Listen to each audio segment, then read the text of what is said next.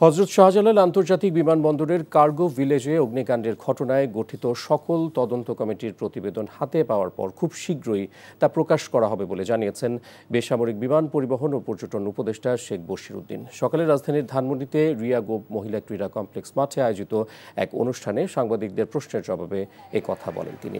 শেখ বশির উদ্দিন বলেন, তুরস্কের বিশেষজ্ঞ দলের তদন্ত শেষে প্রতিবেদন আগামীকাল বা পরশুর মধ্যে দেওয়ার কথা রয়েছে। সেটা হাতে পেলেই সরকারি তদন্ত কমিটির প্রতিবেদন ঘটনার কারণ ও ক্ষয়ক্ষতির পরিমাণ জানা যাবে। এর আগে ষষ্ঠ জাতীয় নারী বেসবল চ্যাম্পিয়নশিপের উদ্বোধন করেন তিনি। 3 দিনব্যাপী এই টুর্নামেন্ট আগামী 1 নভেম্বর শেষ হবে।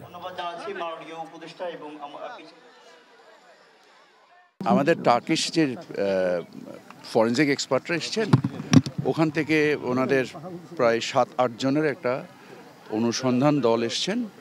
ওনারা আজকে সকালে চলে গিয়েছেন। সো ওনাদের রিপোর্টটা হয়তো বা কাল পরশুর মধ্যে আমরা পেলে আমরা বলতে পারবো।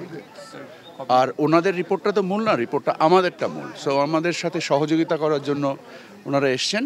সামগ্রিকভাবে সরকারি রিপোর্ট প্রকাশ করবে। বান্ডেল থাকলে প্রতি সেনমানিতে টাকা বাঁচবে। বিকাশ সেনমানি বান্ডেল কিনে জিতুন প্রতি লেনদেনে।